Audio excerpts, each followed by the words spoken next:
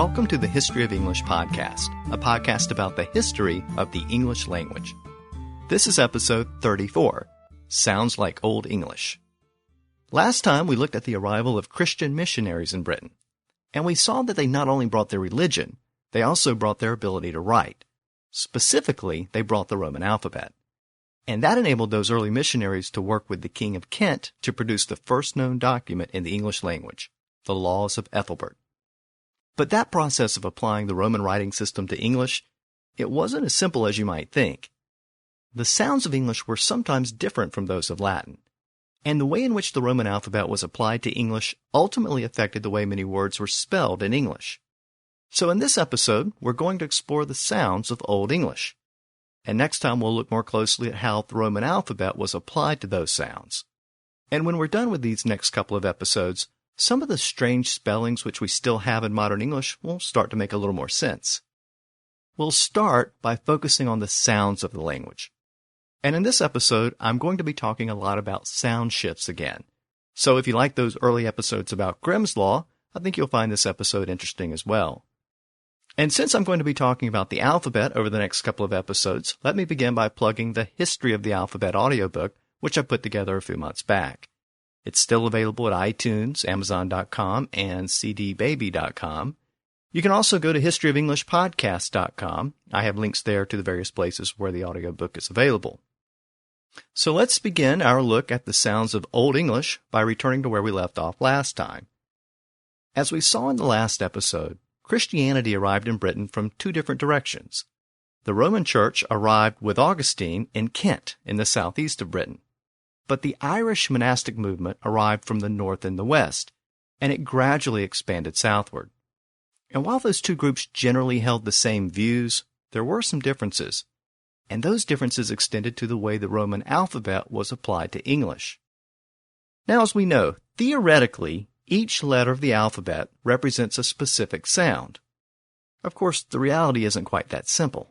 I mean, we can represent the K sound in modern English with several different letters. K or C or Q. And sounds like th or ch don't have a specific letter at all. We have to use letter combinations like th or ch respectively. But despite the occasional exceptions, the general idea of the alphabet is that it breaks language down to its basic sounds or phonemes, and it applies a letter or letter combination to each sound. But in the 7th century, if we compare the sounds of Old English to the sounds of Late Latin, we notice some distinct differences. Yes, they were both Indo-European languages, so they had a lot of sounds in common, but there were also sounds in English that didn't exist in Latin. So let's begin by considering what English actually sounded like during this period in the 7th century, when the language started to be written down. And the timing here is actually quite important, because modern linguists have been able to reconstruct a large portion of the original vocabulary of the West Germanic languages, the languages which were spoken back in northern Germany and the surrounding areas. And when they compare those West Germanic languages back on the continent with the earliest text written in Old English, they notice something very interesting. The language of the Anglo-Saxons had started to change very early on. And it wasn't so much the vocabulary or grammar that was changing, it was the actual sounds of the language, the phonemes which the Anglo-Saxons used when they spoke. Some old sounds were shifting to new sounds, and some of those new sounds were brand new sounds which hadn't really existed in the language before. So the Anglo-Saxons were beginning to speak a distinct language, unique and separate from the languages spoken by their cousins back on the continent. Now, perhaps the blending of dialects contributed to these differences, or perhaps it was just a natural evolution of the language.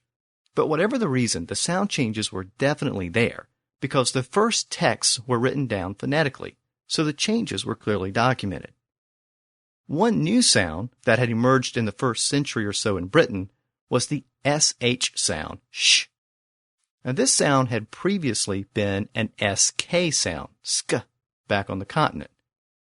So a lot of words which had previously been pronounced with a sk sound were now being pronounced with a sh sound. So the word disc derives from the Latin word discus. And that word had been borrowed by those early Germanic tribes back on the continent. But in the immediate aftermath of the Anglo-Saxon migration to Britain, disc became dish in very early Old English. From disc to dish, we can hear that early English sound change. Of course, we have both versions of the word in modern English, but disc, spelled either D-I-S-C or D-I-S-K, it represents a second borrowing of the word. When it was borrowed the second time around in the late Middle Ages, it came back in with its original SK sound at the end. But of course, English already had the word in the language. It was just a modified form of the word, dish.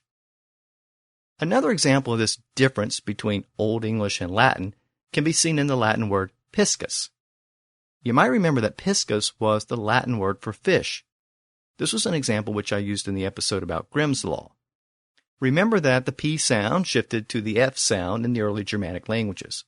And Latin has a lot of words with a P sound where English has those words with an F sound. So Latin has piscus where English has fish. Well, that part at the beginning of the word isn't really new. What is new is the part at the end of the word. Piscus had the original SK sound, piscus. And in the original Germanic language, the word was something like fiscus. But now, in very early Old English, it became fish. The SK sound shifted to this new SH sound. And a West Germanic word like wasken became wash. And the West Germanic word scarp became sharp. And in fact, this change was so common in Old English that the SK sound was rarely used in the language for a while. One place where it was retained was at the end of some words. For example, the Old English version of the word tusk was tusk, and the Old English version of the word ask was ask, so that SK sound survived in those words. But interestingly, in many cases, the Anglo-Saxons began to reverse those consonant sounds at the end, so the SK sound became a KS sound. Linguists call this metathesis. So a word like ask becomes ox, and some dialects of English still do that today. It's a very common feature of what linguists call African American vernacular English or Black vernacular English. In that English dialect, ask often becomes ax, as in let me ax you something. But before anyone ridicules it as bad English, it's actually a pronunciation which goes all the way back to the original Anglo-Saxons. And it was apparently because the Anglo-Saxons didn't like this SK sound, so it was gradually beginning to disappear. But it started to make a comeback when the Vikings began to arrive a couple of centuries later.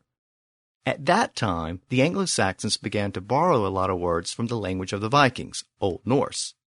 And after that, other Germanic words began to creep into English, so that SK sound started to return to the language. And interestingly, it created some very interesting pairs which we still have in modern English. So, Old English had the word shirt, which meant a short garment. But the Vikings brought their version of the word with the original SK sound, and that word was skirt. So English ended up with two versions of the same word, the Anglo-Saxon shirt and the Old Norse skirt. Both words originally meant the same thing, but over time the words became distinct. Shirt eventually came to refer to a garment worn on the top half of the body, and skirt came to refer to a garment worn on the lower half of the body. Another example of this is the Old English word ship with the SH sound. Well, the original version of the word ship came back into the language in the late Middle Ages. From German, via Italian and French, we get skiff, meaning a small boat. And from Dutch, we get the word skipper. Those other Germanic versions of the word retain their original SK sound, but the native Old English word ship has that newer SH sound. Now, if you think about that particular sound change, it wasn't just a sound change.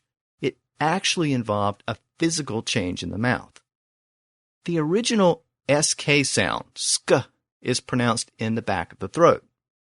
But the newer sh sound, sh, is pronounced in the front of the mouth. So the sound shifted from the back of the throat to the front of the mouth. And this might ring a bell for you. If you go all the way back to episode 5, where I talked about the letter C, you might remember that the K sound also changed in Old English. When it came before a front vowel, the letters E or I, the sound shifted from the K sound to the CH sound, ch. Well, that CH sound was another new sound in the language. In prior episodes, we've seen several examples of this specific change. The original Germanic word karika became charicha, and that word eventually became church. Another example of this was the Old English word for trench or moat. The original Germanic word was diek, but in Old English, the K sound at the end shifted to a CH sound, and the word became ditch. But once again, the Vikings arrived a couple of centuries later, and they brought that original Germanic word with them. So that word diek was reintroduced into English, and thanks to a later vowel shift, the word diek became dike. So ditch is the Old English version of the word with the CH sound, and dike is the Old Norse version with the original K sound. Another example of this is the original Germanic word thak, which meant a covering. Well, much like that word skipper, which I mentioned earlier, Middle English borrowed a lot of nautical terms from the Dutch, as English traders encountered Dutch traders around the North Sea. In Dutch, that original Germanic word thak had become dek, and its meaning had evolved from a generic covering to a ship covering. And that's how we got the word deck, originally meaning a ship covering. Well, the original Germanic version of that word, thak, had passed into Old English, and it was subject to that same sound shift from the K sound to the CH sound in very early Old English. So thak became thatch. And in Old English, thatch was a type of covering used on a building. So thatch and deck are cognate, both meaning a type of covering, and both derived from the same original Germanic word. Now, back in episode 5, I gave a couple of other examples of this same sound change. From the Germanic word riki, we get the Old English word richa, and that produced the modern word rich. And the Germanic word killed eventually became chilled, and we have that word today as child. Compare the modern German word kindergarten with the English translation child's garden. German Kinder still has the original K sound, while English child has the later CH sound. Now, the Germanic word coquina, borrowed from very early Latin, became cucina, and that word became kitchen in modern English. So from coquina to kitchen, we can hear that sound change in the middle of the word. So our modern English vocabulary still has many relics of that very early sound change from the K sound to the CH sound. Now, I have one more example of this which you might find interesting, especially if you like Mexican food. The Spanish word queso comes from the Latin word caseos. The early Germanic tribes on the continent borrowed that word from the Romans, and by the time of very early English, it was pronounced quesa, actually very similar to the modern Spanish queso. But then that early English sound change happened, and the K sound shifted to a CH sound, and the word changed from quesa to chesa. And we have that word today as cheese. So queso and cheese are in fact cognate. Now, if you remember back to episode 5 about the letter C, the shift from the K sound to the CH sound didn't just happen randomly. It tended to happen when the K sound appeared before a front vowel, and the front vowel sounds were A and E. But Old English used the letters E and I for those sounds. So, with apologies to all of those professional linguists who have a much more precise and academic way of saying it, the K sound at the back of the throat moved forward to meet the vowels which were pronounced in the front of the mouth. So, before the A and E sounds, the K sound at the back of the throat, k, became a ch sound in the front of the mouth. So let's go back to that first sound change which I mentioned earlier, the sk sound, sk, which shifted to the sh sound, sh. Do you notice the similarity? The sk sound, which is produced in the back of the throat, moved forward to the front of the mouth and became an sh sound, sh. You might remember that linguists call this process assimilation, the process of shifting from one consonant sound to a new sibilant sound, like ch or sh. Another linguistic term for this is palatalization. And despite the fancy linguistic terms, the concept is actually quite simple. It's simply a matter of moving the sound from the back of the throat to the tip of the tongue and the teeth. And in a nutshell, that's what the early Anglo-Saxons were doing in the first century or so that they were in Britain. They were converting those hard consonants in the back of the throat, which we tend to associate with the Germanic languages, to these new sounds in the front of the mouth. So English was starting to sound different from its Germanic siblings. It was starting to sound a little less German and a little more, well, English. But those two sound changes which I've mentioned were not the only changes which fit this pattern. Another similar change occurred to the hard Germanic G sound, g. The G sound is actually very closely related to the K sound. It's another one of those sounds produced in the back of the throat. In fact, mechanically, both sounds are produced pretty much the same way. The K sound, k, is an unvoiced sound, and the hard G sound, g, is a voiced sound. So it may not be surprising that the G sound underwent changes which were very similar to the K sound during this same time period. In the same way that the K sound shifted to a CH sound, the G sound also tended to shift forward and assimilate. But it didn't just shift to one particular new sound. It actually tended to shift to a variety of new sounds. One of the new sounds was the Y sound, y. And I've actually mentioned that sound change in earlier episodes. You might remember how the Germanic word garden from the Franks became yard in Old English. And in the last episode, I mentioned how guild became yield. But the Y sound wasn't a brand new sound. It was a sound that actually already existed in the language. It had been there since the original Germanic language. But now it was appearing in new words, in new context. In other words, it was becoming more common. Now, the Y sound is a sound in the back of the mouth, but another new sound was developing from that hard G sound, and this other sound was another brand new sound in English. And it was also a sibilant, like sh and ch. In this case, it was the J sound, j. Interestingly, the same change was happening in Latin as well. That's how we got from Germania with a hard G to Germany with a soft G. Well, English was starting to make this same type of change. But unlike late Latin and early French, where this new J sound was popping up in all parts of words, at the front and in the middle and at the end, in Old English, it mostly occurred just at the end of words. Words that had previously ended with a hard G sound now were starting to end with a softer J sound. So the Saxon word brugia meant a river crossing. It was likely Brug by the 5th or 6th century. But now, in the 7th century in Old English, it became Bruge. And today we have it as bridge, with that J sound at the end. Again, this was a brand new sound in English. And you might also remember that late Latin and early French was converting the Y sound into this same J sound during this same time period. And that's how Jupiter became Jupiter, and Julius became Julius. And many of these words came into English from Latin after 1066. So this new J sound became more and more popular in English over the following centuries. But even though this J sound was becoming more common in English, the letter J didn't actually exist yet. In fact, the letter J is a very recent addition to the alphabet. So, as we'll see next time, the early Anglo-Saxon scribes had to figure out what to do with this sound.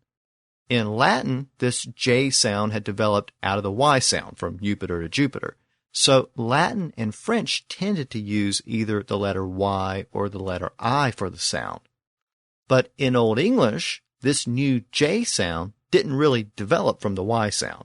It had actually developed from that hard G sound at the end of words. So the Old English scribes tended to represent this sound with the letter combination DG. And they used this combination because the sound was derived from the G sound. And in fact, there were probably some speakers who were still using that G sound at the end of those words. Again, we'll look at all of this a little more closely in the next episode, but that's how we got the modern English spelling of DGE at the end of words to represent the J sound, J. So words like edge, judge, bridge, ledge, budge, we use the DGE spelling today because that J sound appears at the end of those words. And in Old English, when the J sound appeared at the end of a word, it was usually because the sound had shifted from an original hard G sound. And that habit of representing the J sound at the end of a word with DGE is a habit which was maintained by later scribes, even into the period of Middle English. So those spellings have their origin in this very early period at the beginning of Old English, even though some of those words came into English at a later date. So let's look a little more closely at a couple of those examples. As I noted, the word edge is an example of this early sound shift. We have the word today as edge with the J sound and the DGE spelling at the end. Well, originally the word was egg, and egg became edge very early on as the Anglo-Saxons were arriving in Britain. But a few centuries later, the word egg came back into English thanks to the Vikings. In fact, the word egg, E-G-G, is an Old Norse word. Now, if you have a hard time making the connection between egg and edge, you have to know that the word egg from the Vikings had two different meanings. Of course, one meaning was what you have for breakfast, but the other was a verb, meaning to prod or poke someone, as in to egg someone on. And it's that version of the word which is cognate with the Old English word edge, which originally meant a point or tip, and it came to mean a corner or boundary in Old English. So if we egg someone on to the point that we push them over the edge, we're actually using both versions of the original Germanic word. The Old Norse egg has the original G sound at the end, and the Old English edge has the newer J sound at the end. And that J sound is represented by that Old English spelling DGE. Now we have one word in English that perfectly illustrates how English developed different ways of representing the J sound over time. And that word is judge. It actually has two J sounds, one at the beginning and one at the end. Judge. But notice that we spell the first J sound with a J and the second J sound with DGE. And that's because the word was borrowed into English from Latin via French. And it came into English with those French J sounds. The letter J at the beginning represents the influence of French and Middle English, where the letter J developed over time. But Old English already had a traditional way of representing the J sound at the end of a word, that DGE. So the Middle English scribes used the Middle English J for the initial sound and the traditional Old English DGE for the final sound. And this is a classic example of how Middle English started to mix together the Old English rules and the French rules. And the result was a hybrid. And that gave us multiple ways of spelling the same sound, even sometimes within the same word, like judge. Again, I'll focus more on the alphabet and spelling in the next episode, but I wanted to point out that particular spelling issue here because we'll see it again in future episodes. So let's take a step back and consider where we are. We now know that the hard Germanic G sound, G, was becoming less common over time, and the J sound was becoming more and more common. And the softer Y sound, Y, was also becoming more common. The sound of English was becoming softer and smoother. Some would say it was becoming lazier, because if you've had a lot to drink, you tend to make some of these same sound changes. Instead of chugging another Guinness, you might end up shushing another Guinness. In other words, you might end up speaking like an Anglo-Saxon. And in fact, there are some who theorize that when the first Anglo-Saxons got to Britain, they didn't have a lot to do other than fight and drink. So that may actually account for some of those changes, but that's really too easy. Sound changes happen naturally, and people are always looking for an easier way to say or do something. So it's natural to cheat a little and slur words and sounds together to make them easier to pronounce. And that's ultimately what was happening here in very early English.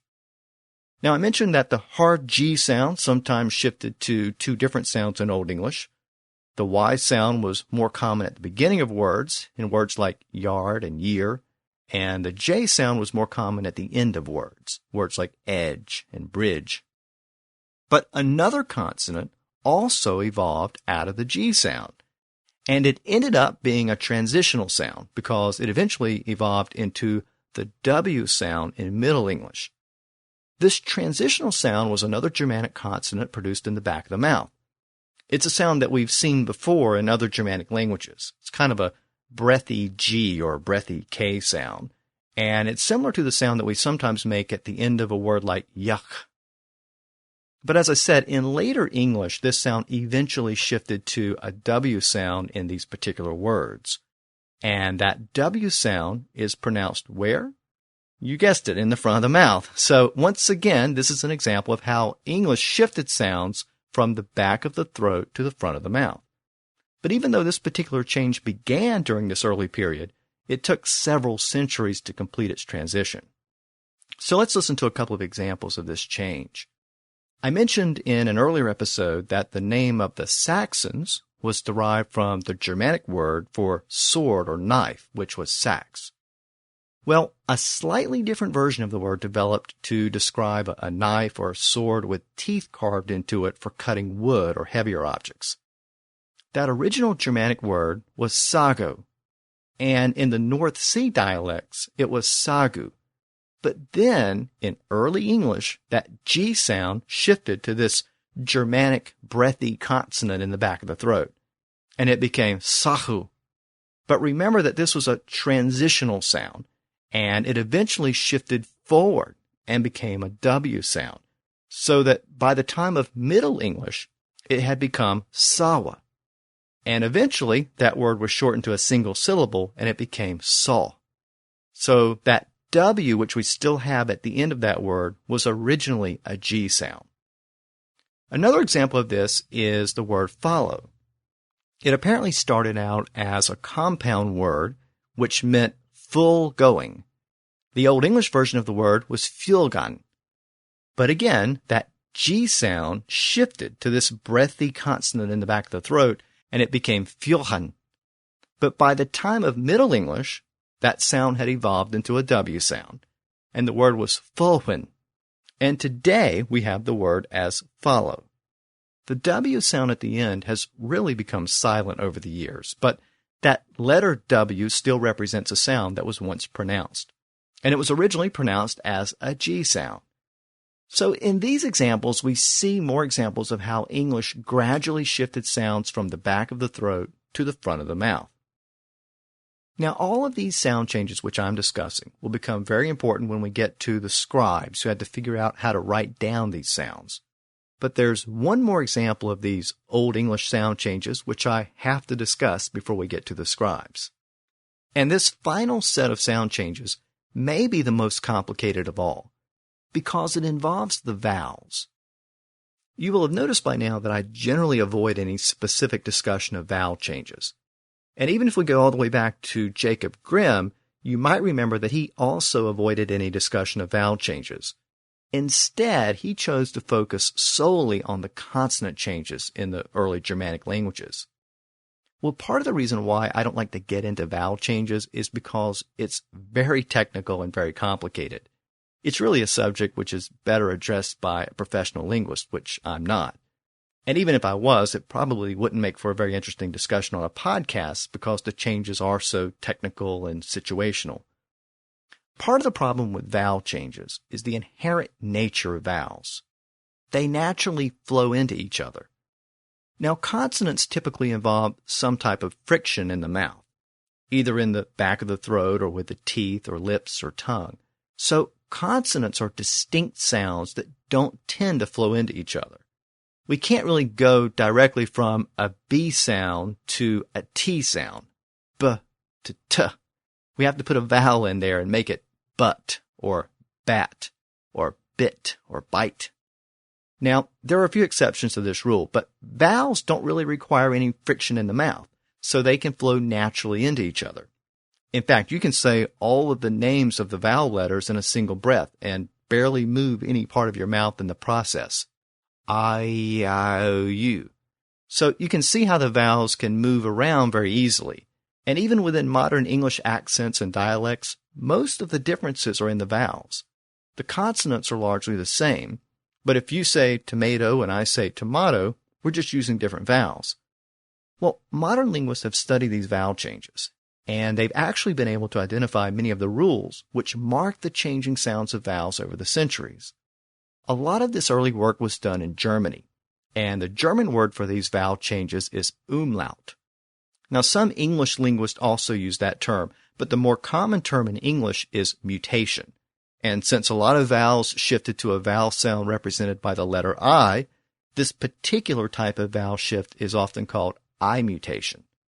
Again, I'm not going to attempt to dissect umlaut or I mutation here, but there is a general rule from all of this research which we should take note of, and that rule is that vowels pronounced in the back of the mouth, specifically the sounds ah, o, and u, tend to shift to vowels in the front of the mouth, the sounds e, a, and u.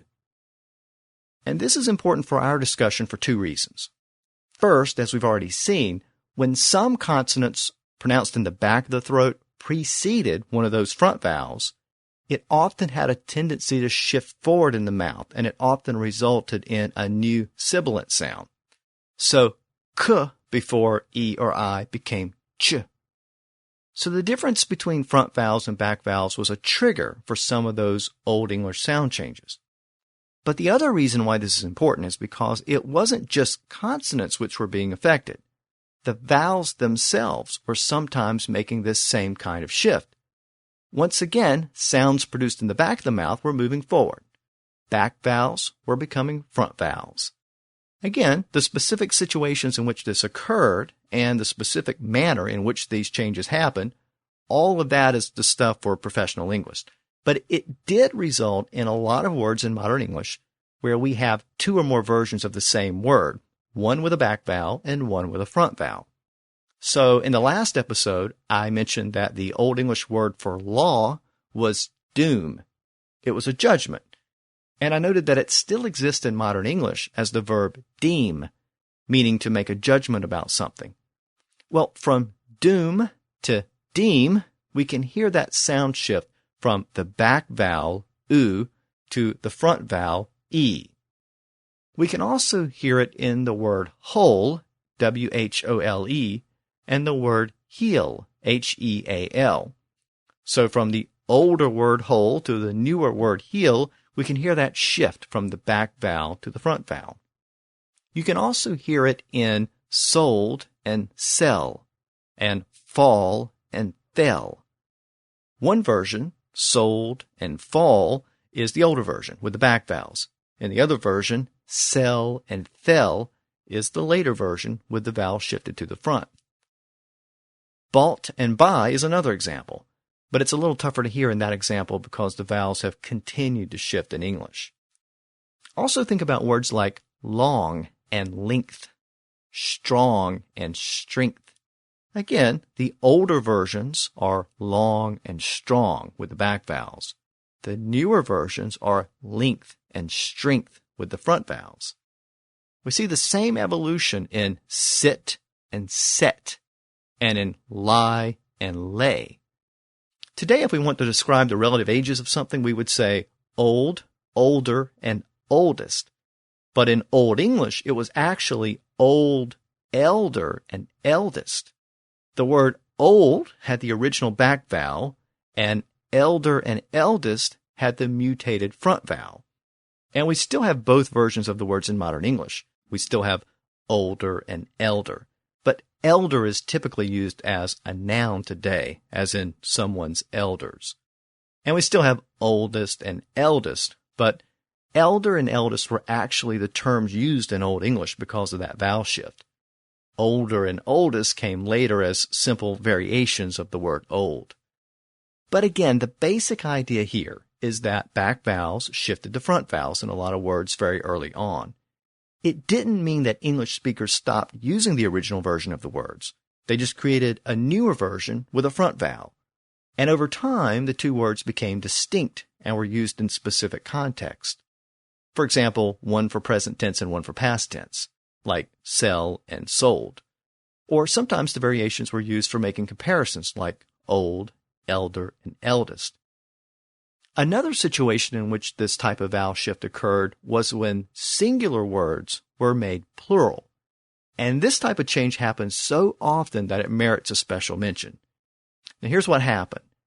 Late Germanic and very early English had single-syllable nouns which had a back vowel, either a, o, or u. So the Old English word for man was man, with the a back vowel. And the Old English word for foot was foot, with the o back vowel.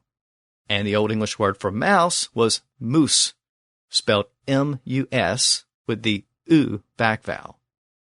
Now, in order to make all of those words plural, Old English used a suffix, "-ese", spelled I-Z. So, plural man was manes, and plural foot or fote was fotes, and plural mouse or moose was mooses. But here's the key to all of this.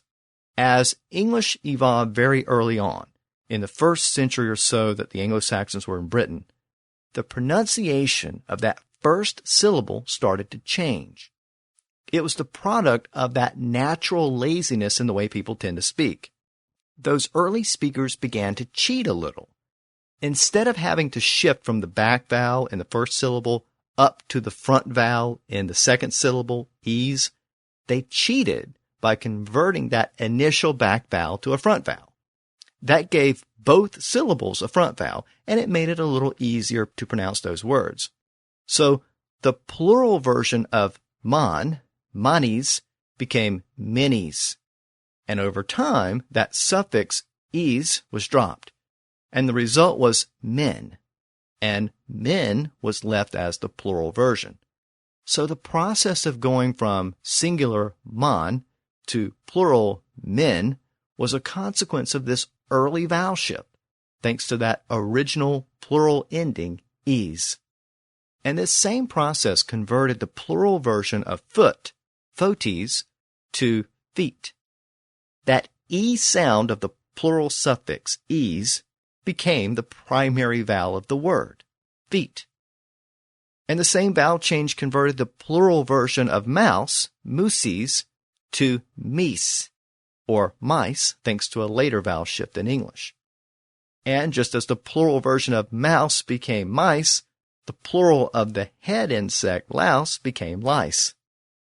And this same process converted the singular goose into the plural geese, and the singular tooth into the plural teeth.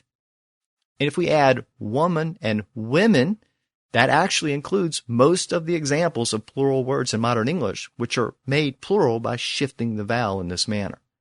But there were a lot more of them in Old English. Over the centuries, English has dropped a lot of those plural nouns and converted them to traditional plural nouns with an S on the end. So words like book and goat and friend once had plural versions which were made with a mutated vowel, but today we just use the S at the end.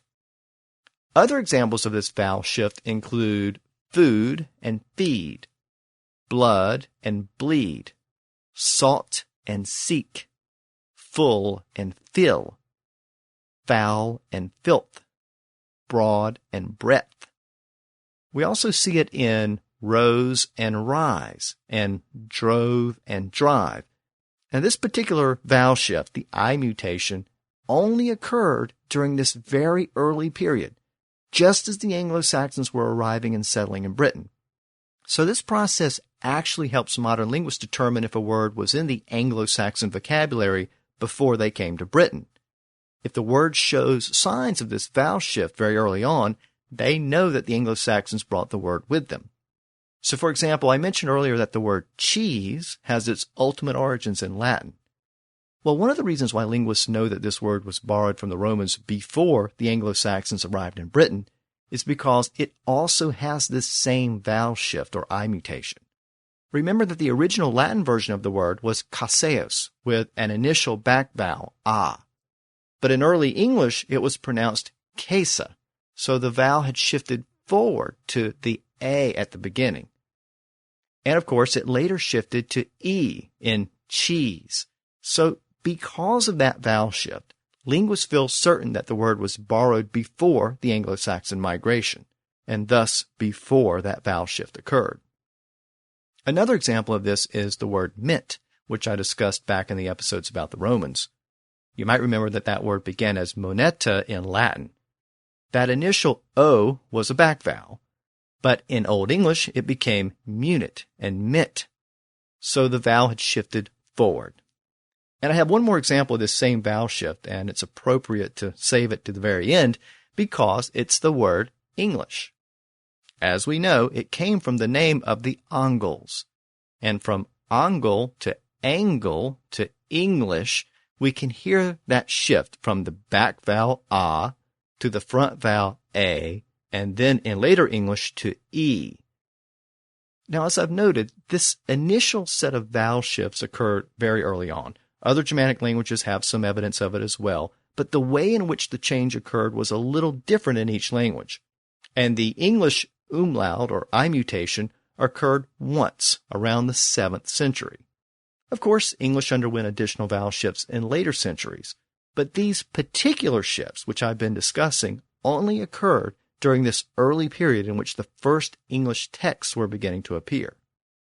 So again, if we wanted to summarize all of these changes in very early English, we see a consistent pattern of sounds in the back of the mouth being shifted forward to sounds in the front of the mouth. Sk, k, and g in the back of the mouth became sh, ch, j in the front of the mouth. A, and o in the back of the mouth became a in the front, and a in the front eventually moved even further to the front and became E. Now, some of these trends were reversed in later years as Vikings and other Germanic influences began to creep back in. But these early changes distinguished the sounds of English from the other Germanic languages back on the continent. And now that we know how the sounds of English were changing, we can focus on how the Roman alphabet was applied to those sounds. Next time, we'll return to the monks and the missionaries who were assigned with that task, and we'll see how the first English alphabet came about. We'll also continue to explore the early developments in Anglo-Saxon history which impacted the development of English. So until next time, thanks for listening to the History of English podcast.